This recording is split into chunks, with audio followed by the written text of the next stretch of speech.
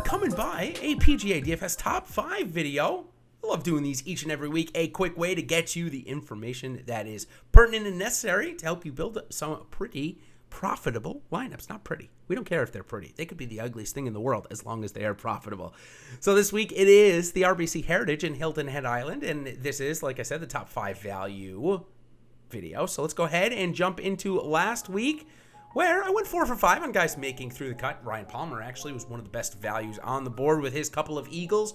Louis Oosthuizen did Louis Oosthuizen things and got himself into, the top 40 or so. Decent return. Paul Casey, he put up roughly 68, 69 points. Pretty good for his value, but I missed with Jason Day and Adam Scott. I think he had 20 points heading into the last round where he did put up 4 or 5 birdies, but it was a struggle for him. So I'll give myself about a C plus B on that one. This week, though, we're going to get into the A range, and we're going to start off with Chris Kirk, 7,500 for Chris Kirk. But the recent form would tell us, coming in 6th at the Valero, that he is in great form. But the course history here, not so much. Didn't play last year and missed the cut the year before. However, we're going to play a little bit more on at least the recent form side. 69th, as we turn our attention to the strokes gain rank, 69th off the tee, 38th on the approach, 18th around the green, and 103rd putting. Yeah, he has been incredible around the green this year. I was just looking at that note, and I'm just like, I can't believe it's been that good, but he has been. I feel like every week, at least once, he is chipping in.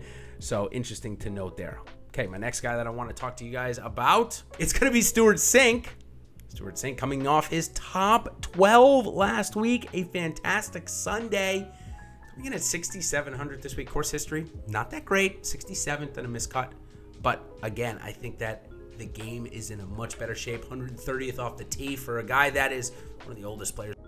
I'm sure his son was absolutely thrilled to see him par the last couple of holes to do it. And then, of course, had to fade a Brian Harman birdie on the 18th to get it, and he did. So he didn't make birdie, I should say. So he ended up getting a tee for 12 and gets himself into next year's Masters. A guy that shouldn't have to worry about coming in 12th to get into next year's Masters, but is not playing that great of golf this year, coming in the low 40s last week. In fact, he came in 46 with a 5 over round on Sunday. But a guy that has certainly been able to put those bad performances aside and bounce back quickly is Tommy Fleetwood. Now, Tommy has played this course a couple of years ago, came in 25th after his Masters appearance in 2019. And he comes in at $8,800 this week. I think it's a great price. In fact, he was one of the leaders in greens and regulation heading into Sunday. Obviously, the putter did not cooperate as much as he would like to, but these greens should be much easier for Tommy Fleetwood here this week to navigate. I like him coming in at 8,800. Another guy that I have not played all that much this year, but I saw a big-time bounce back last week. In fact, at one point, he was in dead last, but Harris English bounced back. He was able to come inside of the top 25 last week, 21st. So a pretty good start for him for all intents and purposes, as the form had been bad, didn't get out of match play. But course history here, this is a great setup for him. 17th and 25th. He, a Sea Island resident, could probably take his boat here like Kazire.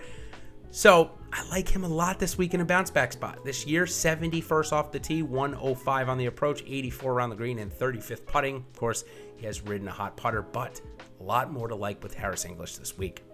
All right, and last but not least, coming in at $7,300 this week, and another guy that I'm certainly going to tap into the likes of my partner Ben Raza for, and it's Emiliano Grillo. But $7,300, I trust him a lot more than guys like Aaron Wise, Sam Burns, that are in the exact same price range. Course history here, last 2 years, miscut and 33rd for Grillo. Hasn't played in a couple of weeks, didn't play at Valero. Obviously did not qualify for the Masters, but this might be a great spot for him to try and get back that qualification and get back to Augusta.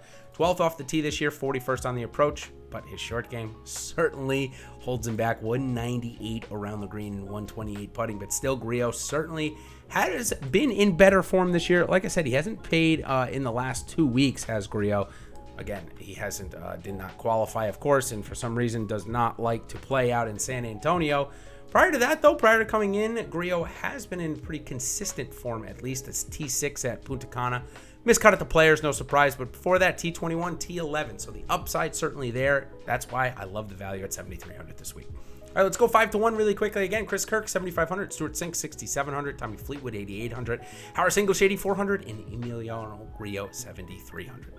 Okay, so that'll do it for my PGA DFS top 5 values for the RBC Heritage. Of course, make sure you like and subscribe, especially the subscribe portion, because I come up with these top 5 videos all week long. So make sure you hit the notification bell so that you will be notified when they do come live. All right, everybody, good luck this week at the RBC Heritage. If we don't get any contest for the Zurich Classic, make sure you tune in a couple of weeks for my home event, the Valspar Championship, right in my backyard or thereabouts.